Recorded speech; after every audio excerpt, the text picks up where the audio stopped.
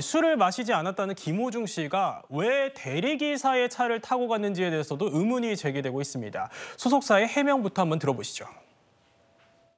이게 상황을 간단하게만 설명을 좀 드리면 유흥주점에 같이 있다가 호중이가 집에 먼저 귀가를 했어요. 그 유흥주점에 있는 차로 데려다 줬대요. 그 차가 그러면은 유흥주점 차예요? 예, 유흥주점에서 그런 이런 픽업 서비스하는 차들이 다 있잖아요. 그걸로 이렇게 태워다 줬대요. 그리고 집에 있다가 자기 지인을 만나려고 개인 자차를 끌고 나왔다가 사고가 난 건데, 네, 소속사 측의 해명을 정리를 해보면요. 김호중 씨가 대리기사의 차를 탄 게 술을 마셔서가 아니라 이 유흥주점의 픽업 서비스였기 때문이라는 건데, 이종훈 평론가님, 사실 네. 이 경찰은 음주를 의심하고 있는 상황이잖아요. 네, 그렇습니다. 일단 대리기사로 집을 간다라는 어떤 상황이라면 예. 대개는 뭐 피곤해서라고 이야기는 하지만 대개는 우리가 음주로 인해서 대리기사의 차를 픽업하는 게 일반적인 어떤 예 아니겠습니까? 그리고 이것만 있다면 경찰이 그렇게 의심은 하지 않을 텐데 예. 아까 변호사님 말씀하신 것처럼 여러 가지 정황들이 있어요. 현장에서 도피했다는 점, 17시간 만에 나타났다는 점, 매니저를 대리 자백시켰다는 점, 이런 것들이 다 종합적으로 음주운전을 의심케 해서 경찰은 동석자들을 좀 확인하고 있고 뭐 유명 래퍼도 있다고 합니다. 이런 동석자들을 통해서 참고인 신분으로 불러서 실제로 그 자리에서 음주를 했느냐 여부를 지금 파악하고 있는 것으로 알려졌습니다. 예, 그런데요. 이 김호중 씨 사고 후에 매니저와 함께 경기도 구리에 있는 한 호텔로 향했습니다. 이후 모습이 포착되기도 했는데요. 영상으로 한번 준비를 해봤습니다. 이 김호중 씨가 간 경기도 구리시의 한 호텔 인근 편의점 내부 모습입니다.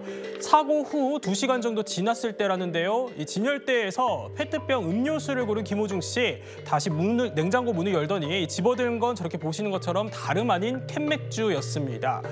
허주현 변호사님, 이 사고 후에 아무런 조치 없이 현장을 떠난 걸로 보이는데 이 공황 증상이 왔다 이렇게 본인 측에서 설명을 했었는데요. 저 모습은 좀 어떻게 봐야 되는 겁니까? 글쎄요, 제가 저 영상만 가지고 지금 김호중 씨의 상태가 어떻다라고 판단하기는 어렵습니다만은 예. 일반적으로 공황장애를 지금 와서 정신이 없는 사람의 모습처럼 보이지는 않습니다. 예. 공황장애가 오게 되면 숨도 가빠지고 굉장히 뭐 여러 가지 불안 증세를 보인다고 하잖아요. 네. 거기다가 지금 전문가들이 얘기하는 거에 따르면 공황장애 증상이라는 게 뭐 5분에서 10분 정도 지속되는 경우가 일반적이고 예. 뭐 저렇게 몇 시간 동안 계속해서 그 증상이 지속되지는 않는다는 거예요. 만약에 저렇게 뭐 2~3시간 정도 공황장애 증상이 지속이 된다고 하면 김호중 씨는 편의점에서 맥주를 살 게 아니라 병원에 가서 치료를 받아야 될 게 아닌가, 그런 합리적인 생각이 드는 거죠. 예. 그리고 본인이 저렇게 뭐 100번 양보해서 실제 현장에서는 공황장애 증상이 불안 증상이 왔을 수 있습니다.